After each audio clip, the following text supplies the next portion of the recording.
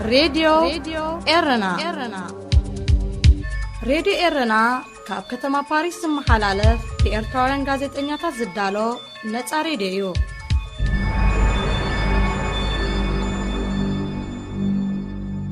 سلام كبرى سمعتي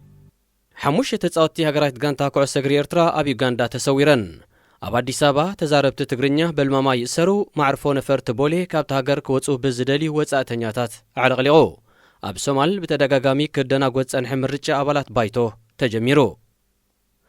أرس هزينا كسامو صنيحكم كبرى سمعتي زرزرو كنسعبلكم هنا ناي ساعت زي تحسونا بزيكازي كوينات تግራይ أب عامتو أب أفريكا أب سومنزن مدب تطعمون كلونايو مسانا صنحو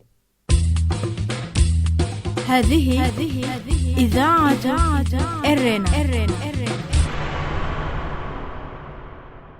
حموشت أبالات نايتا أبي غاندا أوردر شامبيون كعس اجري هاجرا سيكافا دق انستيو تحت 10 عامت اتساتف زلا هاجرايت غانتا كعس اجري إرترا أب كتما جنجا كاب زركب معرف هوتيلن كم تصورات فليتو سيكافا بزعبا مسوارتن إرتراوين تتصاوت بزملكت تمالي سولوس كل التحدار نبوليس حبيرو بوليس غاندا نتغداي تصاريون نتن تصويرن زلو إرتراوين تتصاوت دما يهدنن كم زلو بتوساخ فليتو إرترا أبزي شدشت هاجرات زساتفالو زلو وردر زاغيت أبز كايدتو كل التقطمات بتنزانيا حد ببادو بإثيوبيا دما حموشت ببادو تسعيرا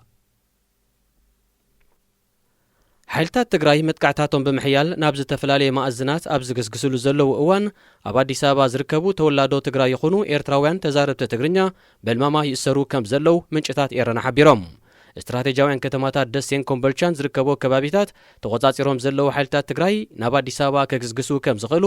ኣብ ዝግለጸሉ ዘሎ እዋን ነበርቲ አዲስ አበባ ከባቢታቶም ክሕሉ ትእዛዝ ድሕሪ ምምሕልላፍዩ ማእሰርትን ግፋታትን ተዛረብቲ ትግርኛ ቢእሱ ዘሎ ዝኾነ ዓይነት ጠበንጃ ዘለዎም ነበርቲታ ከተማ ኣብ ውሽጢ እዚ ክልተ መዓልታት ከምዝገቡ ጻውዒት ዘቕረበ ክፍሊ ጸጥታን ድሕነትን ከተማ አዲስ አበባ ኣብ ዝተፈላለየ ከባቢታት ተፍትሽን ምቁጻርን ከም ዝካየድ ብወግዒ ኣፍሊጡ እቲ ክፍሊ ብዛዕባ ህልው ኩነታት ጸጥታት ሃገር ኣመልኪቱ ኣብ ዝሃቦ መግለጺ ከተማ አዲስ አበባ ብወረ ተናዊጻ ስለ ዘላ ነበርታ ከባቢኦም በዓላቶም ክሕሉ ከም ዝተፈቕደሎም ኣረጋጊጹ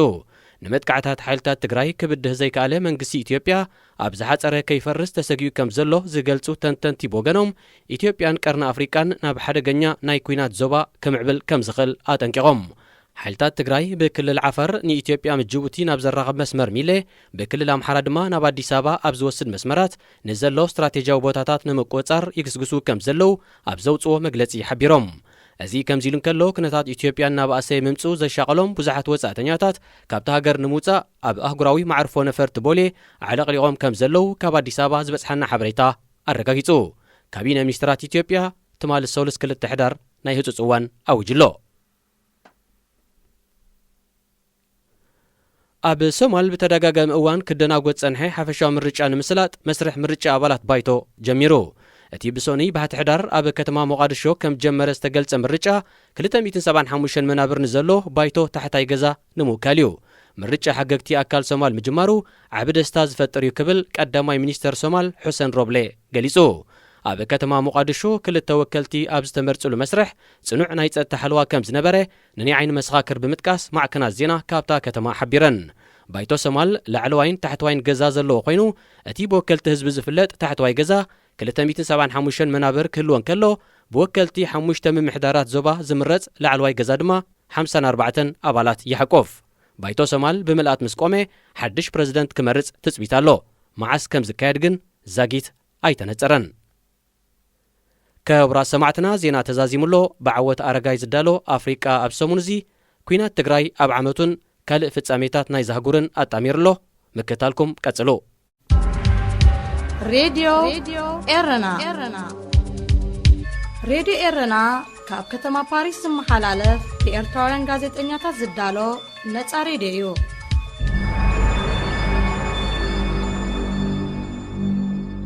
ዳግማይ ሰላምታና ተቐበሉ ክብራ ሰማዕትና ካብዚ ቀጺሉ ብዓወት ኣረጋይ ዝዳሎ ኣፍሪቃ ኣብ ሰሙን እዚ ክህልወናዩ ሰናይ ምክትታል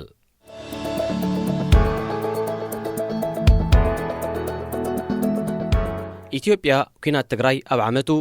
መወዳእቱ ኣብ ቀረባ ኣይመስልን ኩናት ትግራይ ሓደ ዓመት ኣውፂሩሉ ኣብ ዘሎ እዋን ሓይልታት ትግራይ ንከተማታት ደሴን ኮምቦልቻን ተቆጻጺሮም ናብ ከተማ አዲስ አበባ ናብ ዝወስዳ ዓድታት ይግስግሱ ከም ዘለው ኣብዚ ገልጽሉ ዘለው እዋን ማእከላይ መንግስቲ ኢትዮጵያ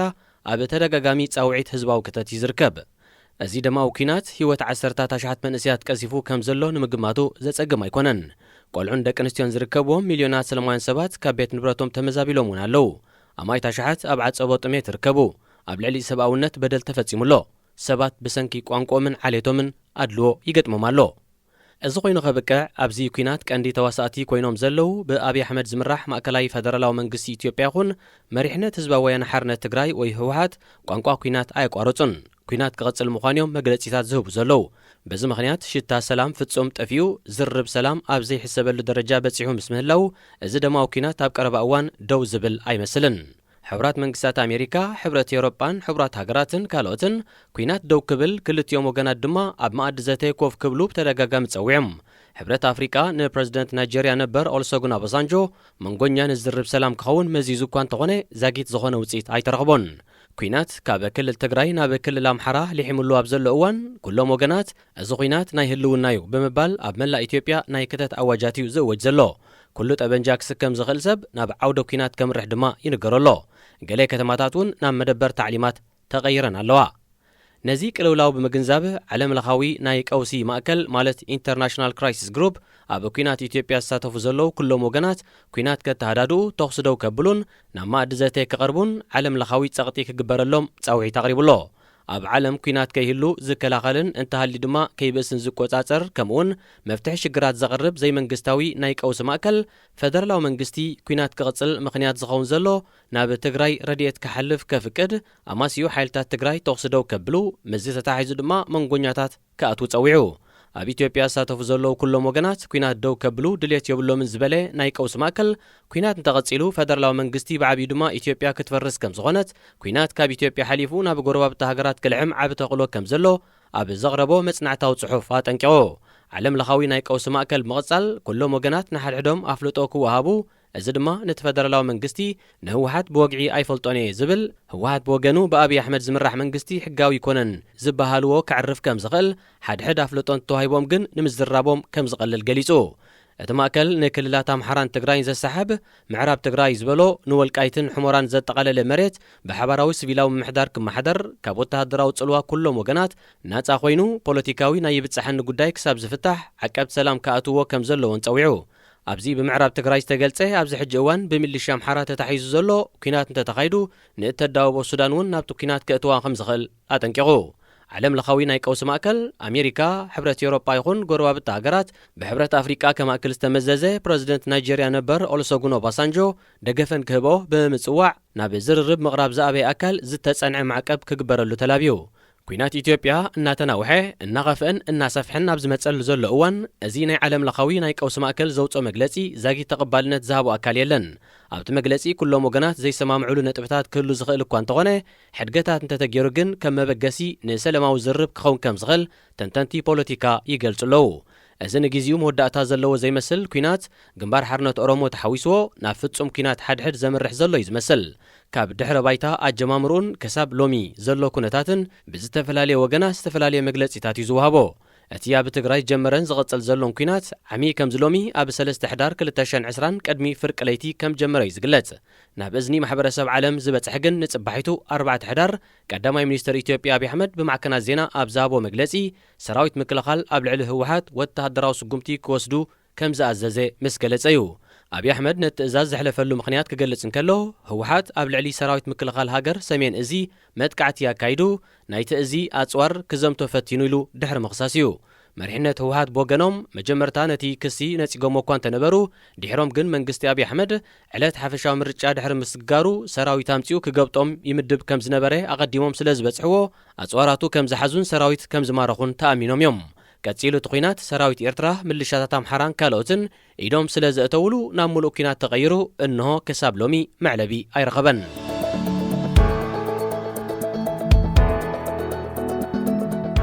በ9 ሕዳር ኣብ ማይካድራ ጀመረ ዓሌት ተኮር ዝገበረ ኣብ ልዕሊ ሰላማውያን ሰባት ዝተኻየደ መቕተልቲ ድማ ነዚ ኣብ መንጎ ተጋሩን ኣምሓሩን ዝነበረ ምፍሕፋሕ ኣግሂድዎ። ኣብቲ መጥቃዕቲ መጀመርታ ኣምሓሩ ብተጋሩ ምልሻ ተጠቒና ክብሉ እንከለዉ ድሕሮም ድማ ተጋሩ ብምልሻ ኣምሓራ ተጠቒና ክብሉ ከሲሶም ቀጺሎም 10,000 ተጋሩ ናብ ሱዳን ክስደዱ ጀሚሮም። ب14 ሕዳር ህወሓት ኤርትራ ሰራዊት ሊኢኻ ብሰሜን ኩናት ከም ዝኸፈተትሎም ብምኽሳስ ናብ ኣስመራን ባህር ዳርን ሚሳይላት ተኪሶም ኩናት ዞባው ክኸውን ጀሚሩ ድሒሩ እውን ኣብ ኤርትራ ዝዕለሙ ዝነበሩ ሰራዊት ሶማልያ ከም ዝኣተውዎ ተገሊጹ ኩናት ትግራይ ኣብ ሓጺር ግዜ ክውዳእ ከም ዝኾነ እዩ ትጽቢት ነይሩ ከም ትጽቢት ድማ ድሕሪ ኣስታት 3 ሰሙን ሕጊ ምኽባር ዝተሰሚየ ውግእ ብ28 ሕዳር ኣብይ ኣሕመድ ንፓርላማ ኣብ ዝሃቦ መግለጺ ኣብ ትግራይ ዝተጀመረ ስርሒት ብዓወት ከም ዝተዛዘመ ጸላእቲ ድማ ከም ሕሩጭ ከም ዝተበተኑ ገሊጹ መቐለ ድማ ኣብ ትሕቲ ሰራዊት ኢትዮጵያ ኣትያ ኣብቲ እዋነቲ ብኣብይ ኣሕመድ ዝተዋህበ መግለጺ ጌጋ ከም ዝነበረ ኩናት ተጀሚሩ ዳ እምበር ከም ዘይተወድአ ሓያሎ ተንተንቲ ግምቶም ሂቦም ነይሮም ከም ግምቶም ድማ ተጀሚሩ ዳ እምበር ኣይተወደን ቀጺሉ ኣብ ልዕሊ ህዝቢ ትግራይ ክትገልጾ ዘጸግም ብበደል ኣብ ልዕሊ ሰብኣውነት ዘኽስስ ግፍዕን ቀትለትን ተፈጺሙ ጥሜትን ዓመፅ ኣብ ልዕሊ ደቂ ኣንስትዮን ከም መሳርሒ ኩናት ተጠቒሞም ዝምታን ምዕናው ንብረትን ኣስፋሕፊሑ ኩናት ህዝባውነት ለቢሱ ኣቓልቦ ማሕበረሰብ ዓለም ድማ ረኺቡ ኩናት ኣብ በረኻታትን ጎቦታትን ትግራይ ክካየድ ድሕሪ ምጽናሕ ሓይልታት ትግራይ ብ29 ሰነ ንከተማ መቐለ ተቖጻጺሮም መንግስቲ ኣብይ ኣሕመድ ህዝቢ መታን ክሓርስ ሰራዊት መንግስቲ ከም ዝሰሓበ እኳ እንተገለጸ ህወሓት ግን ሓይልታቱ ብስርሒት ኣሉላ ንጸላእቶም ከም ዝሰዓሩ ኣፍሊጦም ብድሕሪ እዚ ሓይልታት ትግራይ ንዝበዝሐ ክፋል ትግራይ ብምምላስ ብደቡብ ናብ ከተማ ኣዲስ ኣበባ ገጾም ይምርሹ ኣለዉ እዚ ኣብ ዝካየደሉ ዘሎ እዋን ድማ እቲ ሓይሊ ሰባት የፈናቕል ከም ዘሎ ንሱ እውን ብግዚኡ ሰላማውያን ሰባት ይቐትልን ይዘምትን ከም ዘሎ ይኽሰስ እቲ ኩናት ዓመት ዝወሰደን ሓያሎ ዘሕዝን ኣጋጣሚታት ዝሰነደን እኳ እንተኾነ ብሕፅር ዝበለ ግን ከምዚ ኣቐዲሙ ዝተጠቕሰ ይመስል ነይሩ ኩናት ጥይት ብምትኳስ ጥራይ ኣይኮነን ዝካየድ ዲፕሎማስን ሓበሬታን እውን ዝለዓለ እጃምዮም ዝፃወቱ ብዲፕሎማስያዊ መዳይ ክረአ እንከሎ ፌደራላዊ መንግስቲ ኢትዮጵያ ብፍላይ ድማ ኣብይ ኣሕመድ ዝመርሖ መንግስቲ ክሰራዩ ገጢሞ ክሳብ ናይ ኣሜሪካ ናይ ቪዛ እገዳ እውን ተበይንሉ ላዕለዋይ ኣዛዚ ሰራዊት ኤርትራ እውን ካብ እገዳ ክድሕን ኣይከኣለን በንጻሩ ህወሓት ኣብዚ መዳይ ዝለዓለ ኢድ ሒዞም ንሓበሬታ ብዝምልከት እውን መንግስትን ማዕከናት ዜና መንግስትን እዋናዊ ሓበሬታ ኣይህባንን ንኣብነት ከተማታት ክትሓዛን ከለዋ ተቐዳዲመን ኣሉታ ይህባሉ ድሕረን ድማ ኣብቲ ኣይተታሕዘን ዝተባሃለ ቦታ ጸላኢ ዘውረዶ በደል ከም ዝተፈጸመ ይሕብራ ዝህቦ ሓበሬታ ድማ ስእሊ ይኹን መርትዖ ዘይብሉ ኮይኑ ይሓልፍ በንጻሩ ማዕከናት ዜና ህወሓትን ትግራይን ኣብ ዜናዊ ፕሮፓጋንዳን ምሃብ ሓበሬታን ዓብሊለን ይርከባ ኣብዚ ናይ ኩናት እዋን ተጋራጫውን ዓይኒ ዘፍጠጡ መግለጺታትን ካብ ዝህቡ ሰባት ተሸላሚ ናይ ሰላም ኖቤል ኣብይ ኣሕመድ እዩ ፈለማ ከም ሓርጭ ተበቲኖም ክብል ጸኒሑ ድማ ሃገር ንምድሓን ክተት ይእውጅ ሰላማውያን ሰባት ከም ዘይተቐትሉን ብምትእማን ይዛረብ ድሒሩ ኣብ ኩናት ከም ዘጋጥም ይገልጽ ምስ መራሕቲ ሃገራት ዓለም ተዘራሪቡ ብዛዕባ ልምዓትን ክልተኣዊ ዝምድናን ከም ዝተዘራረቡ ይገልጽ እሞ ጸኒሑ ድማ እቶም መራሕቲ ሃገራት ብዛዕባ ትግራይ ከም ተዘራረቡ ይሕብር ኩናት ካብ ቁፅር ወፃእ ኮይኑ ዓሰርተታት ኣሽሓት እናቐዘፈ ሚኒስተር ሕርሻ ክመስል ኣብ ገራውትን ዘራእትን እናተዘዋወረ ብዛዕባ ኣግራብን ኣቑፅልትን ይዝቲ ቀዳማይ ሚኒስተር ኣብይ ኣሕመድ ብቕድሚ ትማሊ ሶኒ ንላዕለዎት መሪሕነት ኣብ ዝሃቦ መግለጺ ኣብዚ ኩናት ኢትዮጵያ ከም እትዕወት ምግላጽ እዚ ዓወት ክሳብ ዝርከብ ኩናት ክቕጽል ምዃኑ ብምጥቃስ ሃገራዊ ኣዋጅ ክተት ጸዊዑ ብተደጋጋሚ ክተት ዝኣወጀ ኣብይ ከተማ ደሴ ንምሓዝ ኣብ ወሎ ኣብ ዝተኻየደ ኩናት ኢትዮጵያውያን ዘይኮኑ ወጻእተኛታት ማለት ጸዓዱን ጸለምትን ኣብ ጎኒ ሓይልታት ትግራይ ተሰሊፎም ኣብ ኩናት ከም ተሳተፉ ገሊጹ በንጻሩ ክተቱ ተባሂሎም ሆይሎም ዝመጹ ኢትዮጵያውያን ሳን ብቑዕ ሕደራ ንናዓዶም ከም ዝተመልሱ ሓቢሩ ኣብይ ኢትዮጵያውያን ካብ ዝገበርዎ ጅግንነት ኢሉ ብኣብነት ካብ ዘቕረቦ ሓይልታት ትግራይ ብሓደ ወገን ፈንጂ ተኺሎም ብኻልእ ከጥቅዑ ምስ ከዱ በቲ ፈንጂ ዝነበሮ ሰራዊት ክሓልፍ ስለ ዝነበሮ ገለ መንእስያት ሰራዊት መታን ክሓልፍ ንሕና ኣብቲ ፈንጂ ተንከባሊልና ከነጽርዮ ኢሎም ኣብቲ ፈንጂ ብምንክብላል ነብሶም ወፍዮም ፈንጂ ኣጽርዮም ሰራዊት ከም ዝሓልፍ ገይሮም ክብል ተዛሪቡ እዚ ድማ ነብስኻ ሓሊፍካ ንሃገርካ መሃብ ጅግንነት እዩ ክብል ገሊጽዎ እዚ መግለጺ እዚ ድማ ንብዙሓት ተጠቀምቲ ማሕበራዊ መራኸቢታት ኣገሪሙሎ ኣብ ኩናት ትግራይ ሓደ ካብ ቀንዲ ጸገማት ኮይኑ ዘሎ መንግስቲ ኣብይ ኣሕመድ ንሓይልታት ትግራይ ከም ግብረ ሽበራውያን ስለ ዝገልጾም ምስኦም ፍጹም ኣይዘራረብን እዩ ዝብል ሓይልታት ትግራይ ብወገኖም መንግስቲ ኣብይ ኣሕመድ ወግዓዊ ኣይኮነን ድሕሪዚ ኩሉ ኩናት ድማ ከዘራርቦም ሞራል ከም ዘይብሉ ይገልጹ እቲ ካልእ ሽግር ክኸውን ዝኽእል ድማ ህወሓት ብሕጊ ፌደራላዊ መንግስቲ ክዳነዩ ክደልዩ እንከለዉ መንግስቲ ኣብይ ድማ ናይ ብልጽግና ናይ ኣህዳውነት ዕላማ ስለ ዘለዎ ናይ ፌደራል ሕጊ ክኽተል ኣይደለን እዩ እዚ ኮይኑቲ እዚ ዓመት መመላእታ ኣቑፂሩ ዘሎ ብውግእ ኣብ ልዕሊ ውግእ ዝተሃንፀ ኩናት መወዳእቱ ናበይ ከም ዘብል ንምግማቱ ኣዝዩ ኣጸጋሚ እዩ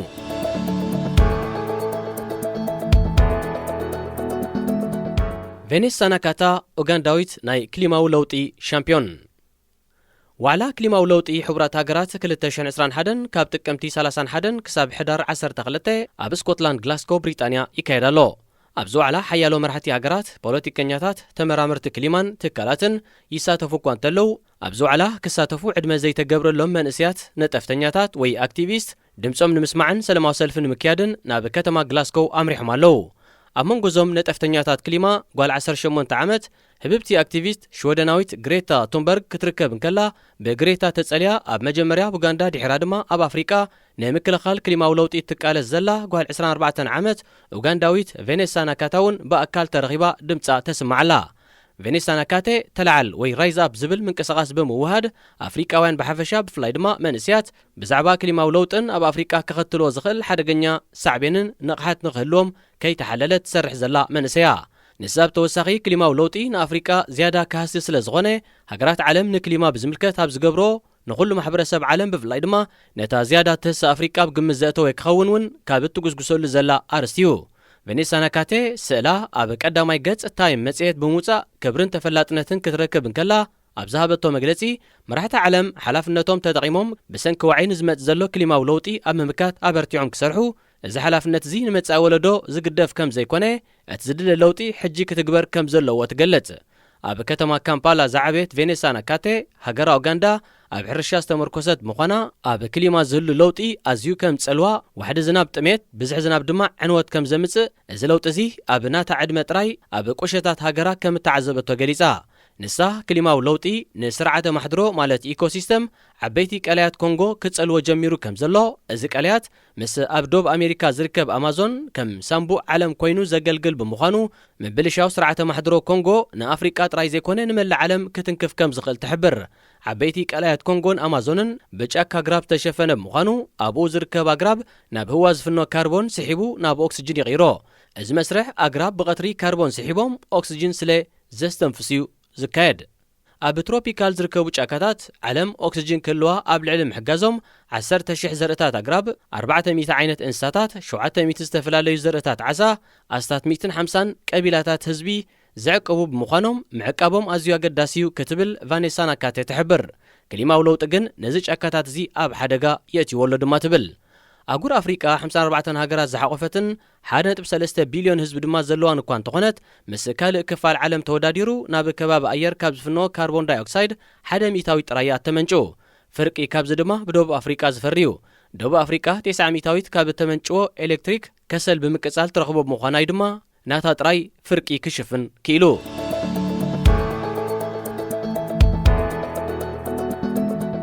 ኣፍሪቃ 100 ጥራይ ብከላ ካርቦን ትገብር ከነሳ ብሰንኩ ናይ ስዕብ ክሊማዊ ለውጢ ብቐዳምነት ግዳይ ትኸውን ግን ንሳያ ነዚ ብምርዳእ ቬኔሳ ናካቴ ሃገራት ንክሊማዊ ለውጢ ዝምልከት ኣብ ዝገብሮ ውዕል ንኣፍሪቃ ኣብ ግምት ከእትዋ ግዴታ ከም ዘለዎን ትገልጽ ቢልዮናት ዓመታት ኣብ ዘቑፀረ ታሪክ ተፈጥሮ ዓለም ኣብ ዝተፈላለየ እዋን ኣዝያ ክትመውቕን በንጻሩ ኣዝያ ክትዝሕልን ክብለጠ ክትብል ከም ጸንሐት ዘርእዩ ስነ ጥንታውያን ምርምራት ኣለዉ ስለዚ ኣብ ናይ ሙቐት ክብለጠቕ ምባል ዑደታ ዘላ ክበሃል ይከኣል እኳ እንተኾነ ኣብዚ ሕጂ እዋን ግን ደቂ ሰባት ፈጢሮሞ ዘለዉ ካርቦን ንሙቐት ዓለም የጋድዶ ከም ዘሎ ተመራመርቲ ይገልጹ ካብ ዘመነ ኢንዱስትሪ ማለት ካብ 1850ታት ንዳሕር ወዲ ሰብ ብዝተኸሎም ፋብሪካታት ማሽነሪታት መካይንን ካልእን ካርቦን ዳይኦክሳይድ ትኪ ናብ ኣየር ክፍኑ ጸኒሑ እዚ ትክዚ ምስ ምዕባለ ዓመታዊ እናበዝሐ ክመጽእ ብምጽንሑ ሙቐት ዓለም ኣብ ምውሳኽን ክሊማዊ ለውጢ ኣብ ምስዓብን ዓብይ እጃም ይጻወት ኣሎ ካብ ትኪ ዝምንጩ ካርቦን ካብ ከባቢ ኣየር ኣትሞስፌር ዘይወጽእ ምዃኑ ናብ መሬት ዝበጽሕ ጨረርታ ፀሓይ ተንጸባሪቑ ካብ መሬት ከይወጽእ ይኽልክሎ ብቐጥታ ካብ ፀሓይ ዝመጽን ጨረርታን ተንጸባሪቑ ዘይወጽእ ይውስኾ ብምህላው ተዓብዒቡ ሙቐት ክውስኽ ይሕግዞ ከም ዘሎ እዚ ድማ ኣብ መስርሕ ክሊማ ምትእትታው ብምፍጣር ከም ዝቕየር ይገብሮ ከም ዘሎ ይግለጽ ኣብዚ ሕጂ እዋን ዓመታዊ ኣስታት 40 ሚልዮን ቶን ካርቦን ዳይኦክሳይድ ናብ ናይ መሬት ክለኣየር ይፍኖ እዚ ብከላ ዘስዕብ ትኪ ብብዝሒ ዘመንጭዋ ድማ ቻይና ሕቡራት መንግስታት ኣሜሪካ ህንዲ ሩስያ ጃፓን ጀርመን ኢራን ደቡብ ኮርያ ስዑድ ዓረብን ኢንዶኔዥያንን ካብ ቀዳማይ ክሳብ 10 ተሰሪዐን ዘለዋ ሓያሎ ካልኦት ብኢንዱስትሪ ዝማዕበላን ኣብ ምዕባል ዝርከባን ሃገራት እውን እጃመን የበርክታየን እዚ ዝኾነሉ ምኽንያት ዝበዝሐ ካብ ህዝቢ ኣፍሪቃ ብሕርሻን መጓሰን ዝናበር ብምዃኑን ዝበዝሐ ድማ ሕርሻ ከካይድ ወቕታዊ ዝናብ ዝጽበብ ምስ ምዃኑ ብመጓሰ ዝናበር ስርዓተ ማሕድሮ ብዘብቁሎ ሳዕርን ዝናብ ዘዓቕሮ ማይን ዝጥቀሙ ብምዃኖም እዩ ተገሊጹ ካርቦን ዘስዕቦ ክሊማዊ ለውጢ ጽልኡ ኣብ መላእ ዓለም ይንጸባረቕ እኳ እንተሃለወ ዝማዕበላ ሃገራት ምስ ለውጢ ቴክኖሎጂ ምጥቃም ሓድሽ ናይ ሕርሻን መፍረ እንስሳን ሜላታት እናተጠቕማየን ምስ ለውጢ ዝቀባበላ ዘለዋ ኣብ ኣፍሪቃ ግን መብዛሕትኡ ግዜ ዝሓለፎ ሜላታት ይቕጽል ምህላው እቲ ጽልዋ ዝቐለለ ይኸውን ኣሎ ህዝቢ ኣፍሪቃ ዝበዝሐ ብትሕቲ ቅርጺ ኣብ ዘይማዕበላ ገጠራትን ከተማታትን ዝነብር ምስ ምዃኑ እውን ዘጋጥሙ ባህርያዊ ሓደጋታት ብቐጥታ ክጸልዎ እንከሎ ዝበዝሐ ሃገራት ህዝበን ብህፁፅ ክረድእ ዝኽእል ስርዓተ ምሕደራ ዝተኸል ኣይኮነን ሙቐት ዓለም ወይ ክሊማዊ ለውጢ ክበሃል እንከሎ ናይ ሙቐት ዓቐን ጥራይ ኣይኮነን ዝውስኽ ክሊማዊ ለውጢ ዝተመዛበለ ናይ ክሊማ ምቅያር እዩ ዝኽትል ካብ ቦታ ናብ ቦታ ዝፈላለ ኣብ ገለ ክቱር ሙቐት በንጻሩ ድማ ክቱር ዛሕሊ ዕልቕልቕ ማይ በንጻሩ ድማ ደርቂ ህቦብላ ዝተሓወሶ ዝናብን ካልእ ኣብ ሓፂር ግዜ ዝቀየር ኩነታት ኣየርን የስዕብ ሙቐት ዓለም ካብ ዘለዎ ማእከላይ ገምጋም ብ2 ዲግሪ ሴልሲየስ እንተወሲኹ ሙቐት ዳግማይ ንድሕሪት ናብ ዘይምለሰሉ ደረጃ ክበፂሑ ብሰንኩ ድማ ዝያዳ ደርቂ ዕልቕልቕ ማይ ደሴታትን ገማግም ባሕርን ኣብ ሓደጋ ዝእቱ መልኣት ውቅያኖስን ብምኽታል ሓደ ካብ 3 ፍጡራት ዓለም ከጽንት ተኽእለሎ በዚ ለውጢ ዝያዳ ዝህስያ ድኻታት ሃገራት ብፍላይ ድማ ሃገራት ኣፍሪቃ ክኾነን ኣብዚ ሕጂ እዋን ኣብ ከተማ ግላስኮው ኣብ ዝካየድ ዘሎ ዋዕላ ሃገራት ሙቐት ዓለምና ኣብ 1.5 ዲግሪ ጠጠው ዘብላሉ መንገዲ ንምንዳየን ዝዘራረባ ዘለዋ እንተኾነ ቀንዲ ኣመንጨውቲ ካርቦን ዝኾና ቻይናን ራሽያን ኣብቲ ዋዕላ ኣይሳተፋን እየን ዘለዋ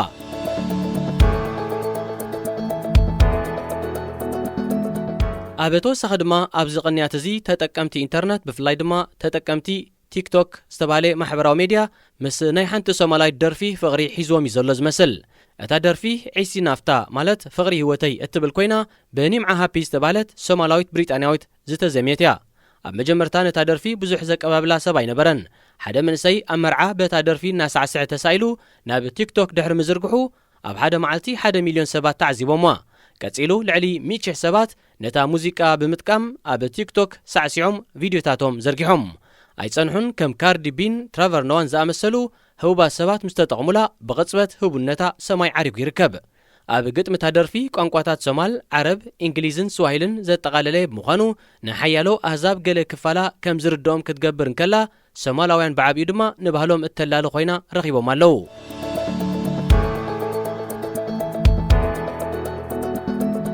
كبرا سمعتنا زي كتكتاتل وصنحكم بعوت أرجاي استدالوه أفريقيا أبز سومون زينيرو راديو إيرنا راديو إيرنا كاب كتما باريس محلالف بإرتوران غازت إنياتا زدالو نتا راديو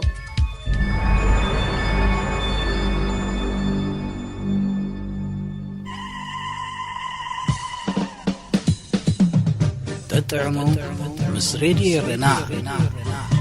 عبز مدبزي لمحبراوي هيوت زنصبارغو صحفات قطمتات درستاتن وازاتاتن زغرب خوينم عب هيوت نزقاتمو صقماتنا فتاتحومن عملقاختانا معلتاوي هيوتنا تذكروتات مئسنتن كالي نعطمامتانا بولقاوي هيوتنا نانصبارغه ززناقعن مخرطات زلقسن مدبيو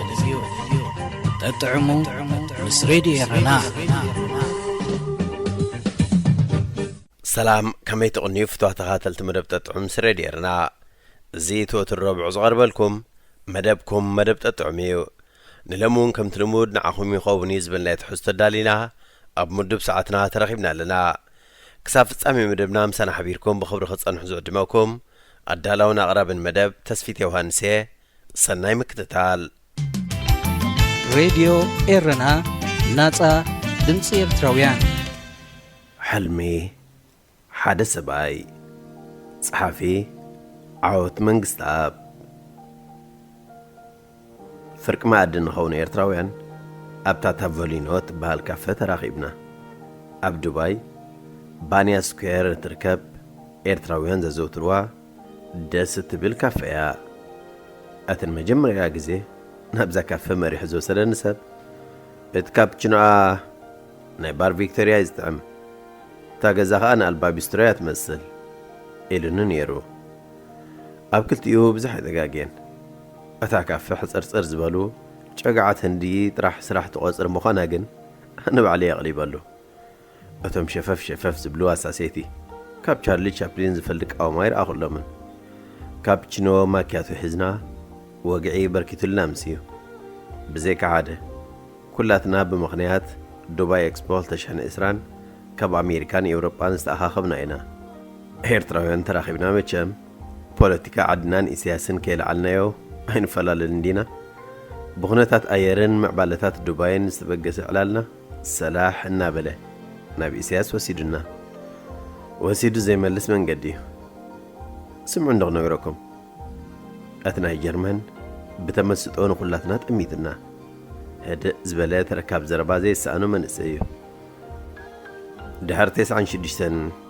إسياس زبلسم تحريمنا يا خمزة الناسي أستفيد لكم لو تفضلتوا أنت حق هو إسياس تبلسم كوا أبزن إشتولو دو بزو حيلان كابز غير سمنا بنديا جنسي ولاتهم دقفتونا يوصوانيم أتبع له الهند تقريمو نمتى مثلكم أثناء الجرمن بعين حطت أميتنا خبك زربوا غسيلو زي وقعوا لا هين مبر إيرتراويانكو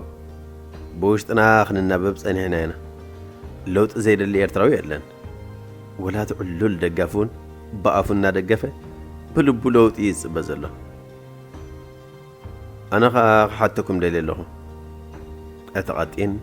كاب أمريكا مسأمن إسي مرد سينونا معرره في الشخيلو كاب زمن بوليتيكا إيرترا صبق زفلتوخ نسم بسمونا زكاتاتولو سايلنت ماجوريتي إذا إيرترا بزحات سقز مرسو لبامات كمزلوة زخاخر بلي حسابي بوليتيكا إيرترا كلتا قدست معلتاتالو كلتين كم سنة حنت سنتيم كلتا قدساتين أدهانتي بعليك نقرأكمه سياسة حقو سلام معلتيا أبز غربا قزي سلازقات أمت تفلت أو تخوني هومي ليز قمت أدهانتغا أينت معلتيا فتنسكا جي 15 استأسور لا أتبع الدبي هو خيلو ملسة هيكون هدين ودع لي فورتوس دي بلا نايسويز فتينو أيكونتن مونغارنا أثناء دبي عقل زود مسيدو فتنمبر كلتين معلتات انتفلت كمان نبوليتيكا إيرترا يخون نخونتات تقراي صبو يركم كتردو ويخم بلبيك حسب جميرة كم تزبالو أتا إسياسا فورك استحقو سلام معلتي فلت إيه برقص معلتنا سنة إيرترا يكونتن أبراهام ودوز تولد الله معلتنا يكونتن أتا معلتي أتا بأديس أبابا أفلبوز وقعلا كألا لعيت معلتيا قول السبات أتا معلتيا كابسوساتا تحزوز تتصبيا ناي حمامو معلتيا نابليوم توصوا لولا أسراتك أسرا بهيوت تزهلوس كورا النهار مسني ونيروم زبلونا له أتا غاليتيها قداسيت معلتنا مع سيانيرا كراخ بايك ألكون تدرر أتغاليت معلت نقرنا عينونا رأخو تمحسينيو أتغاليت معلتغا إساسا فورك إذا حزن الله معلتيا كل شقراتنا مزن معلتات زين ستاسا سري أها ما هم انتو خين دا أتاويانا خصع بهرون تزوز حلا معلتيا تخون نيساس بزيك هويانا ما عند أخو بدوخا حرو خال أتناي سويز قمتو سواب بيلو هاي كونتر بجهان قرنا عاد كيم كاناكو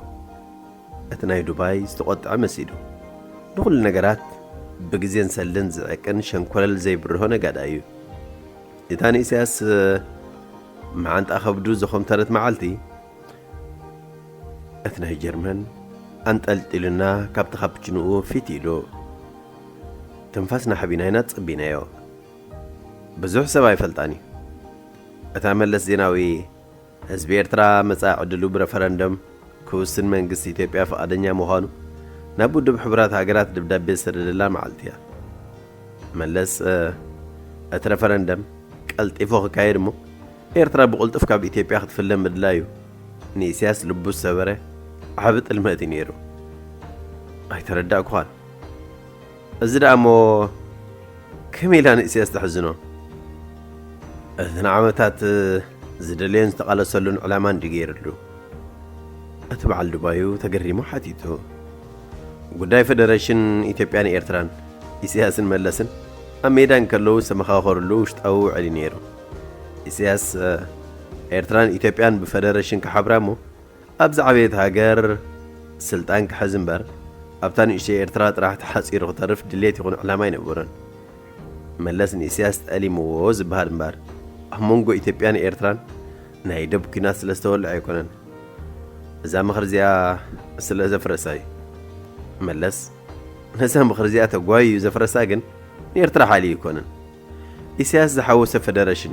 كلتي إنها قرات نحوعات كمودبن نملس كمولك أسبن أو حدقا خودقام كم زغل بقوانس لستردي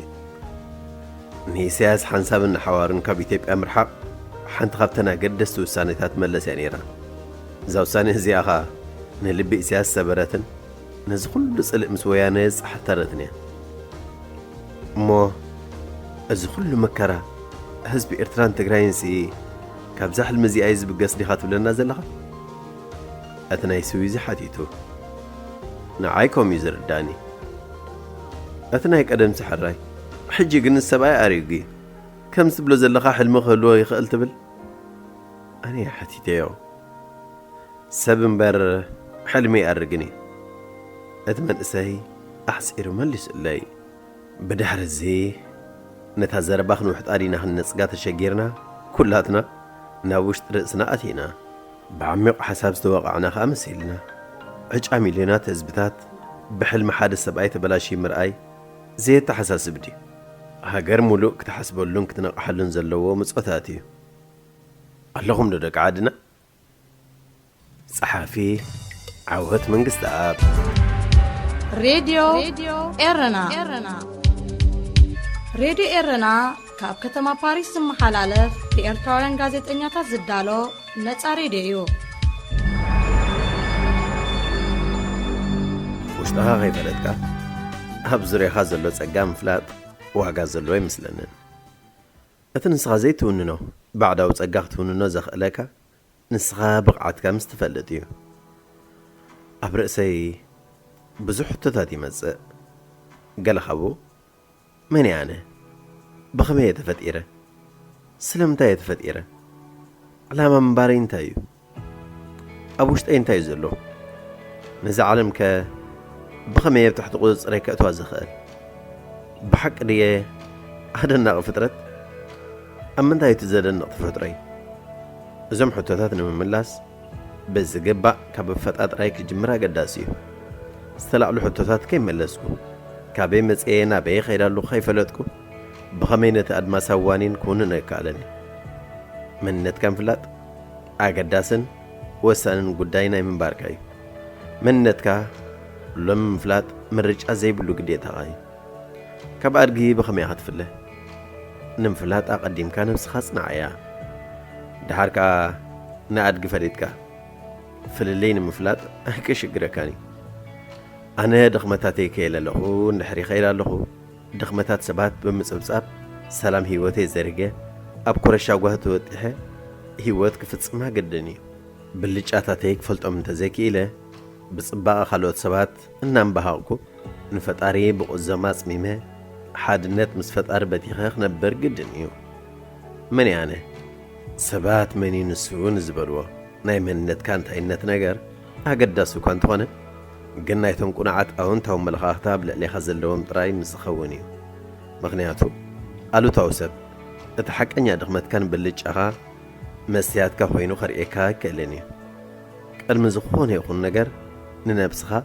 بعلخات فتشان كتفلتانها قداس من قديو بدحريو نايفتو تخابي تسيب كان رئيتون حسابن سميكا دهساس وشتها تكايد سبوغي مننتي كيف فلتكو أدماس باغين وكانوس دغمتين كوجداي كالني حق أني مننتي دهسيسا خي ودا كويتو سدني أبو خلو فترت اكسابير أملاغي صحافي ناهم زرعاي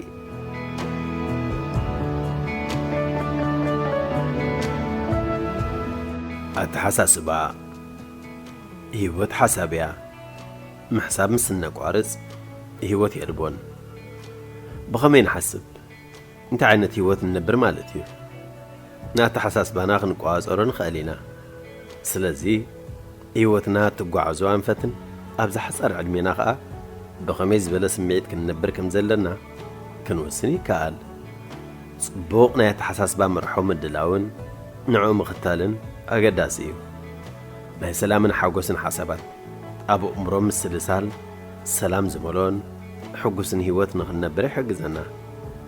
ናተሓሳስባና ብግቡእ ክንውድቦ እንተዘይክኢልና ካብ ናይ ባሕሪ ህይወት ተገፊዕና ናብ ዘይንደልዮም ቦታታት ምጓዓዝና ይተርፍን ንሕና ትንሓስቦ ኢና ቡድሃ ቅድሚ ልደተ ክርስቶስ ጥዑያት ወይ ሕሙማት ሕጉሳት ወይ ጉህያት ሃብታማት ወይ ድኻታት ዝገብረና ኣእምሮና እዩ ኤድመንድ ስፔንሰር ኣብ መዓልታዊ ህይወትና ብዛዕባ ብስራሕናን ቤትናን ዘለና ሓላፍነት ምስ ካልኦት ሰባት ዘለና ዝምድናታትን ሽግራትን ብኸመይ ንሕዞ ወዘተ ዝብሉ ሓሳባት ንኣእምሮና ይቆፃፀሩ እንተ ተኻኢሉ ኣብ ሓደ ግዜ ብዛዕባ ብዙሓት ዝተፈላለዩ ነገራት ኣይትሕሰብ ኣተሓሳስባኻን ተግባርካን ብታህዋኽ ዝተዓብለለ እንተዘይኮይኑ ይምረፅ ምሸት ናብ መደቕሰኻ ብትግምሰሰሉ እዋን ተዛኒኻን ዓጊብካን ንምቹእ ናይ ድቃስ ግዜ ተዳሊኻን ክትዕረፍ ንመዓልትኻ ብመደብ ጀምራ ኣእምሮኻ ከም ዕፁብ ቤት እዩ ብዘይፈቐድካ ኸኣ ዝኾነ ይኹን እኩይ ክኣቱ ይክእልን ኣርኖልድ በነት ንጽሑፍትኻ ከመሓይሹ ዝኽእሉ ነገራት ኣንጸባርቕ ትምህርቲ ዕዮኻን ግቡእካን ምፍጻም ኣዛነይትን ምቁራትን ተዘክሮታትን ጥዑይ ቃላትን ገለ ኸብኣቶም እዮም ብዛዕባ ሓጎስካ ሽቶታትካ ህይወትካን መቐረታን መትከላትን ክብርታትካን ጠባይካን ሕሰብ ነዛ ግዜ እዚኣ ብኸመይ ከም ትድሰተላ ሕሰብ ኣእምሮኻ ብምቁራት ሓሳባት ምልኣዮ ምኽንያቱ ምቁራት ሓሳባት ምቁር ህይወት ስለ ዝፈጥሩ ጆን ዊልኪንስ ሕጂ ብዛዕባ እንታይ ትሓስብ ኣለኻ በቲ ኣብዚ እዋን እዚ ትረኽቦ ዘለኻ ዕጉብ እንተዘይኮንካ ተግባራትካ ቀይር ዚግ ዚግላር ጽቡቓት ባህርያት ልክዕ ከምቶም ሕማቓት ባህርያት ንኽትልምዶም ቀለልቲ እዮም ቤን ፍራንክሊን ጎይታኸ ኣነ ክብ ከብለካን ከውድቐካን ንረብሓኻ ወይ ኣንጻር ረብሓኻ ክዓይ ዕዉት ወይ ፍሽል ክገብረካ ክእል እየ ኣነ ንስምዒትካን ንኹሉ ተግባራትካን ይቆዋፀሮ ከም ትስሐቕ ኮነ ከም ትዓይ ወይ ከም ተፍቅር ክገብረካ ልብኻ ብሓጎስ ከም ትዝምር ከም ትዘልል ክገብረካ ክእል እየ ውድብ ኣተሓሳስባኻ ውፅኢታዊ ነዚ ሓቂ እዚ ቶማስ ኤዲሰን ይፈልጦ ኣንስታይን የስተውዕሎ ካልኦት እውን ይጥቀሙሉ ኣብ ህይወት ክትበፅሖ ወይ ክህልወካ ንእትድልዮ ዘበለ ኩሉ ንኽትረክብ ቅድም ብዛዕባኡ ምሕሳብ ኣለካ ነዚ ሓቂ እዚ ኩሉ ሰብ ዝፈልጦ እኳ እንተኾነ ቀንዲ መፈላለዪ ረቑሒ ኣብ መንጎ ዕዉታትን ዘይዕዉታትን ሰባት ኮይኑ ይርከብ እቲ ፍልሊ ድማ ማዕረ ክንደይ ነዚ ሓቂ ዝተኣምኖን ናብ ረብሓኻ ብኸመይ ትልውጦን እዩ እዚ ሕጂ ትነብሮ ዘለኻ ነብራ ውፅኢት ናይቲ ኣብ ሕሉፍ ህይወትካ እትሓስቦ ዝነበርካ ኣተሓሳስባ እዩ ስለዚ ህይወት ንኽትልውጥ ቅድም ኣተሓሳስባኻ ክትልውጥ ከድሊ እዩ ኣተሓሳስባ ካብ ሓንጎል እዩ ዝምንጩ ሓሳባትካ ንምምእዛን ድማ ብዛዕባ ሓንጎል ሓፈሻዊ ኣፍልጦ ክህልወካ የድሊ ሓንጎል ብኽልተ ክፋላት ዝቖመ እዩ እቲ ንቑሕ ክፋል ዝነኣሰ እቲ ዘይንቑሕ ክፋል ግን ዝዓበየ እዩ ብተወሳኺ ጸገማይ ክፋል ሓንጎል ስነ መጎት ኣገባብ ናይ ርትዓዊ ኣተሓሳስባ ተግባር ዘካይድ ክኸውን ከሎ የማናይ ክፋል ሓንጎል ድማ ናይ ፈጠራ ተግባር የካየድ ዝበዝሑ ሰባት በቲ ስነ መጎታዊ ክፋል ሓንጎል ጥራይ ስለ ዝጥቀሙ ጸገማይ ክፋል ሓንጎሎም ዝያዳቲ የማናይ ክፋል ይጥቀሙ በዚ ድማ እዮም ንዘጋጥሞም ሽግር መፍትሒ ምንዳይ ክሽገሩ ዝረኣዩ መብዛሕትና እውን ኣብ ክንዲ ነቲ ዝዓበየ ክፋል ሓንጎልና ንጥቀም ነቲ ዝነኣሰ ክንጥቀም ስለ ንመረፅ ኣድማዕ ውፅኢት ኣይንረክብን እቲ ዘይንቑሕ ኩነት ኣእምሮና እንታይ ከም ንደሊ ብንጹር ኣይፈልጥኒ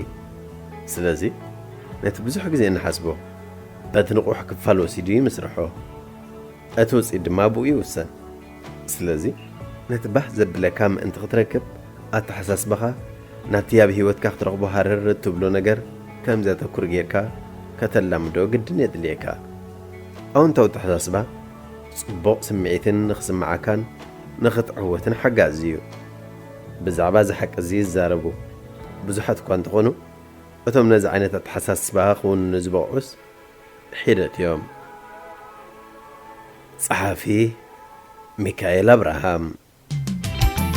راديو إيرنا ناصا دمص إرتراويان فتوات تخاتلت مدبنا بزقرمنا لكم تحسوا عاجبكم تزانيكم كتكونوا تسفنا قبرنا نايلم تحسنا أبزازي من لنا أب مدبنا زلكم رؤيتي يخون نغفيتها ويوان كقربالكم تلالي وصحفات مزلو بترمو دادراشانا نابريدي إيرنا @gmail.com لكم لأخلنا كبتحنا يو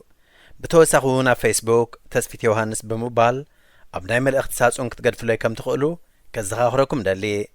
بسترفها بزمس ربوع أبتمسا سالساعتين بستفليت حسن كسابن الراخب تطعمو